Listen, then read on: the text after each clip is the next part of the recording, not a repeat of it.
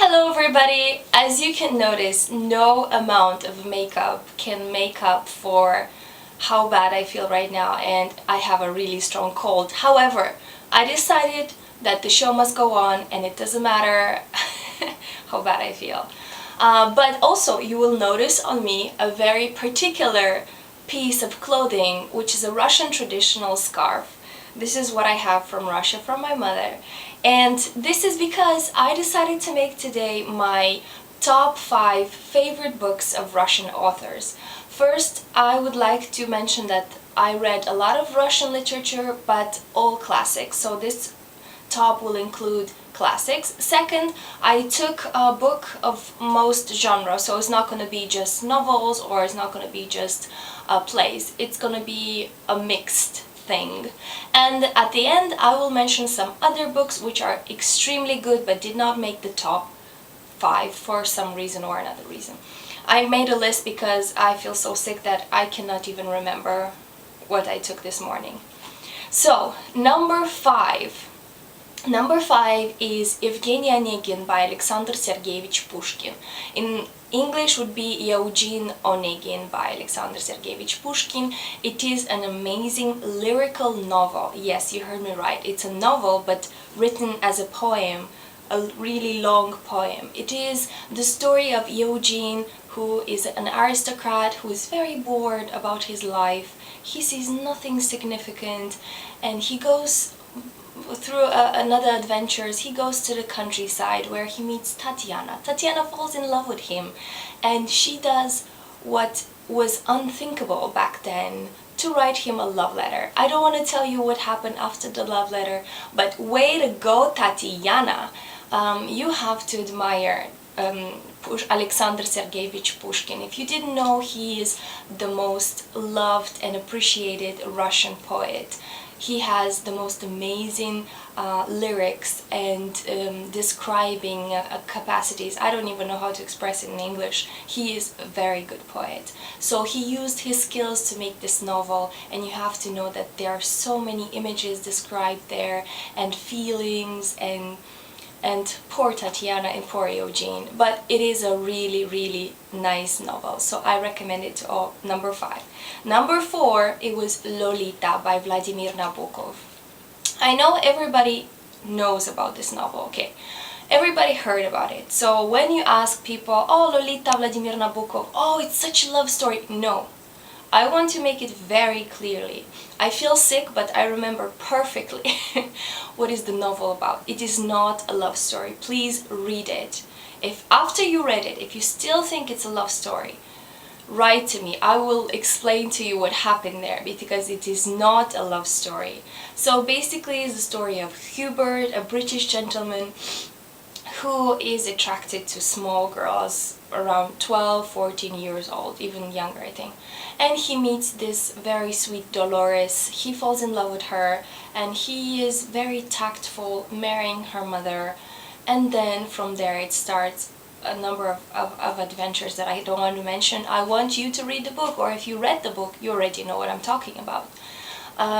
I do not like the subject of the story, but the style, it's amazing. I could not leave the book out of my hands. I had to read it. I was like disgusted, and then just flipping the book, and then disgusted, reading more, disgusted, reading more.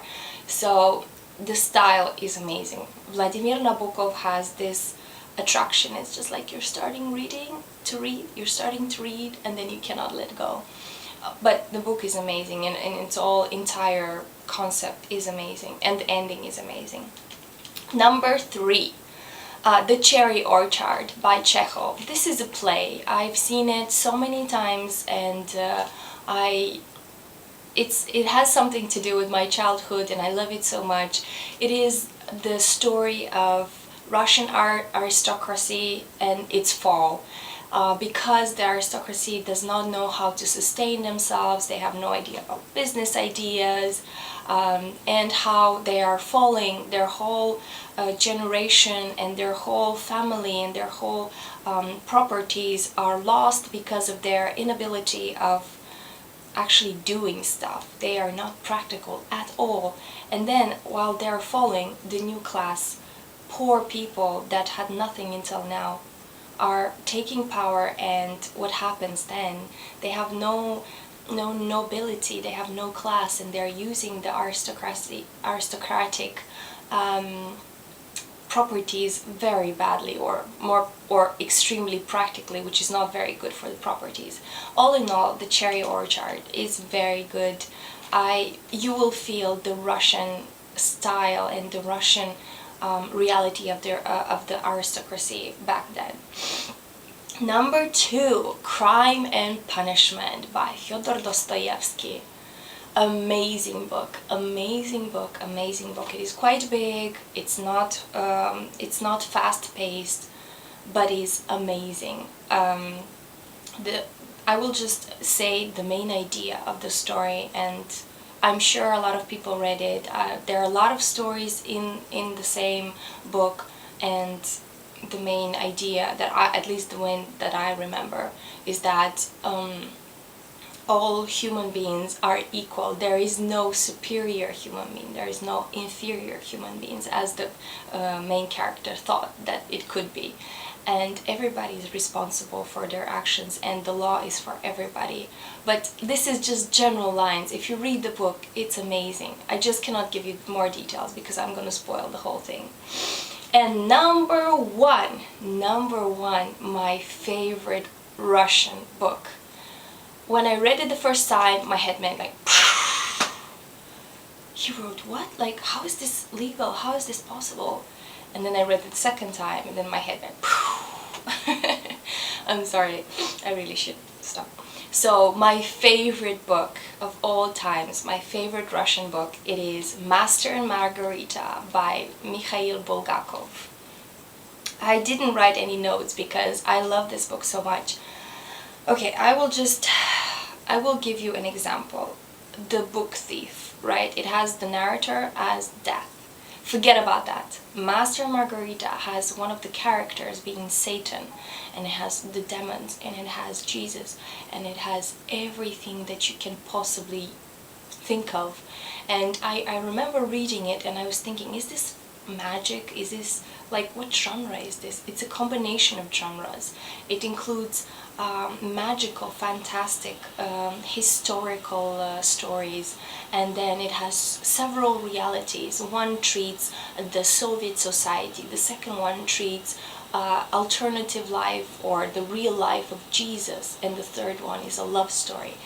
This book is so contradictory to itself. It starts with some ideas, it ends with other ideas. I really, really like it, and so far, after 25 years of existence on this earth, I have to say that this is my favorite book. If you have read it, let me know if you like it. Other people hate it because it's so symbolistic. It has way too many things incorporated in just one book, and it was published in 1966 in Moscow. I don't know how they accepted it dead, because even to this day, for me, it's controversial because of religion, because of politics, because all the symbols that include good and evil has completely other definitions in that book. I really enjoyed it. So this was my top 5. I hope you guys didn't get bored at the end or at the middle. I hope you enjoyed it. Let me know what books you love. Okay, so the third part of this video is about books that I read, loved, but didn't make this top. I will start with The Idiot by Fyodor Dostoevsky. Amazing book about the human condition, about human soul, about human behavior, Christian behavior, right behavior, bad behavior, love story. I just did not think that it's so actual anymore. For that time, when society had its rules and you had to follow the rules to behave how you wanted, how your heart said, it was quite unacceptable, especially in the high society, in the Russian high society. Now it's, you know, all this freedom. I just didn't feel that it was that actual anymore. Second book, Karamazov brothers.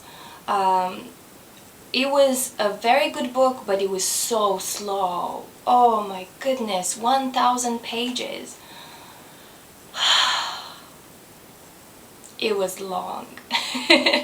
it was long and it was not so funny if you ask me. Karamazov brothers is the story of three brothers and they are suspected that they killed their father. I mean, I don't want to reveal more of the book, but it is long. It is a fantastic book, but it's way too long for me. It was... the third book is The Queen of Spades. It's not a really long book. It's a play, I think. I really like it. And it's about wanting money and not working for it. And I don't know, when I was younger I thought it was such a fantastic book. When I grew up I just grew out of it. And the last story that I read is Снегурочка, which is the Snow Child, and I read it because I really want to read the Snow Child, which is a book really famous here on YouTube, on BookTube. So I really hope you enjoyed it. Let me know what books you read, old lady, already. Ах, какая женщина. Oh God.